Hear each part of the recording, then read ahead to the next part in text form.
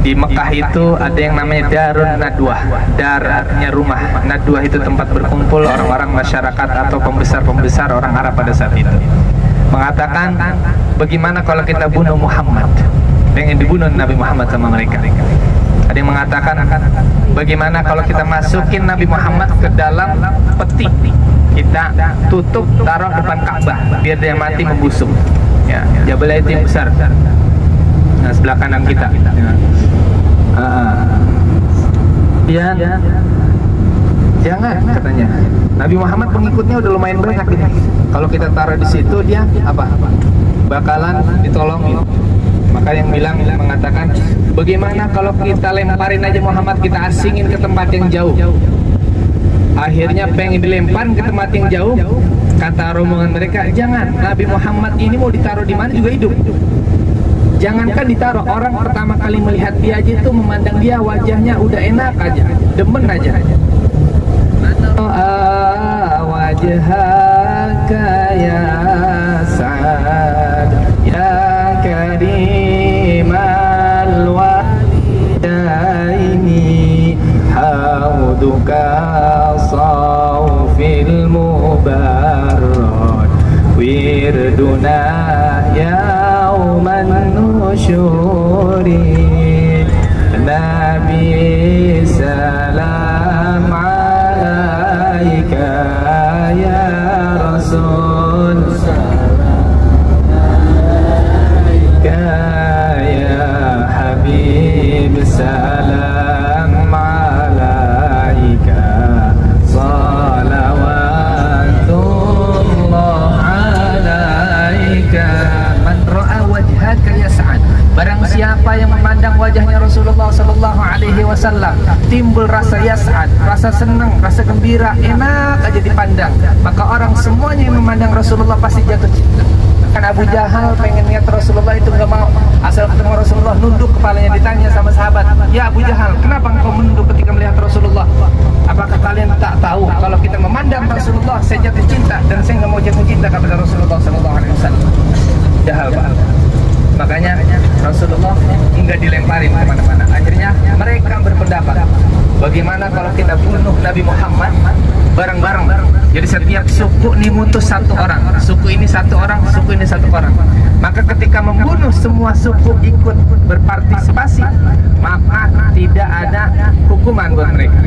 Akhirnya dikepung Pak rumah Nabi Muhammad. Tapi Nabi Muhammad pengen dikepung, dapat kabar dari Jibril alaihi salam bahwasanya ya Rasulullah, engkau pengen dibunuh, maka engkau dapat perintah dari Allah Subhanahu wa taala untuk hijrah ke kota Madinah.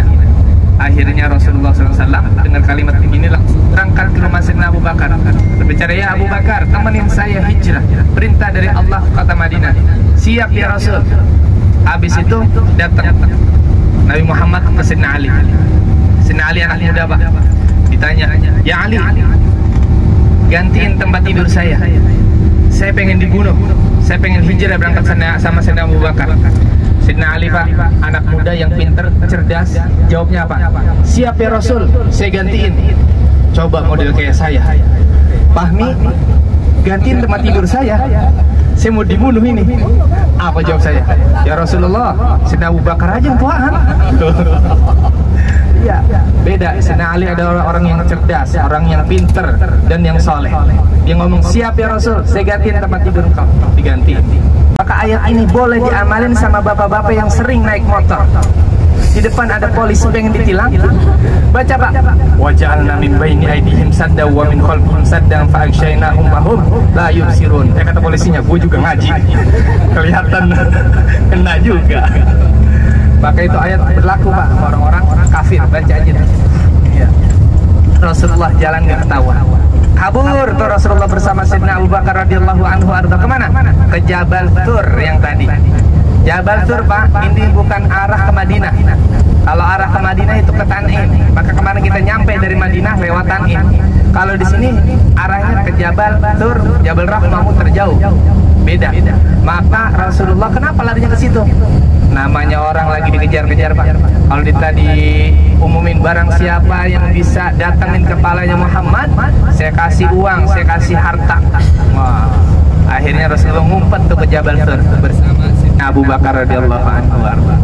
Sampai di atas Bapak Ibu sekalian, Sayyidina Abu Bakar tertidur. Sayyidina Rasulullah tertidur di pahanya Sayyidina Abu Bakar. Lagi tertidur, gelap, kagak lampu.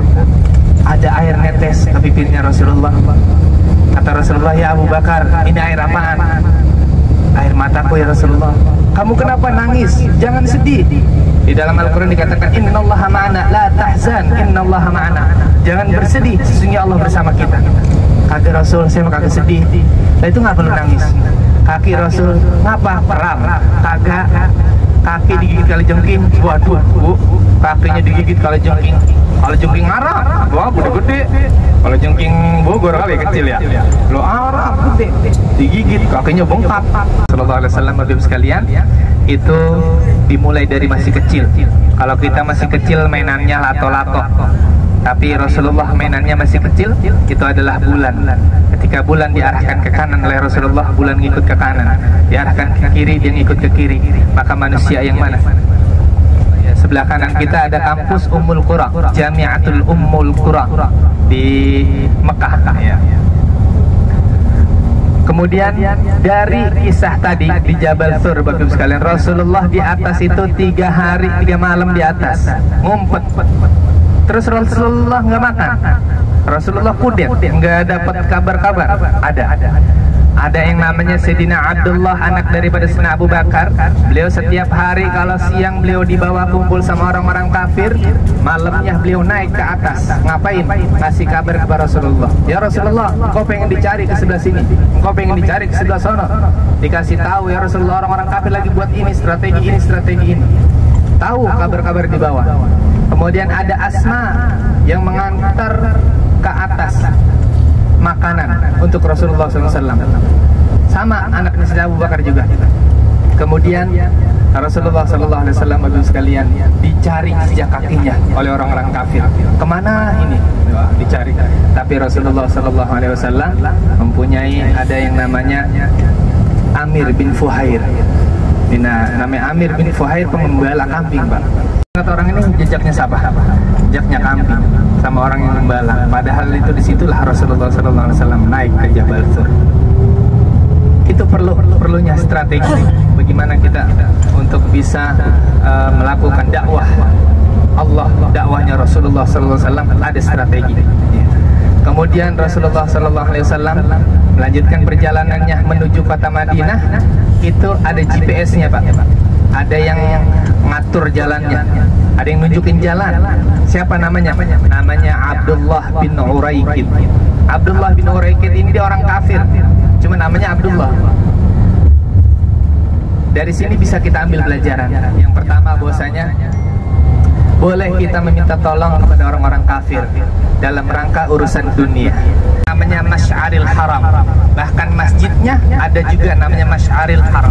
Di situ yang disebutkan di dalam Al-Qur'an, "Fadhkurullaha 'indal Masy'aril Haram." Maka sebutlah nama Allah, berzikirlah kepada Allah di tanah haram. Di mana? Musdalifah maksudnya. Masuk ke tanah Arafah, di mana tanah Arafah ini adalah tanah yang berkah. Ya, di kata Maulana Syekh Ali Baharmi dari Yaman, beliau mengatakan, barang siapa yang masuk tanah Arafah dengan membawa dosa-dosanya, kemudian dia keluar, kecuali Allah ampuni segala dosa-dosanya. Maka kita masuk ke dalam sini, kita meminta ampun kepada Allah, banyak-banyak beristighfar, banyak-banyak berdoa. Lebih-lebih karena di tanggal 9 Dzulhijjah semua orang-orang soleh berkumpul di tempat ini.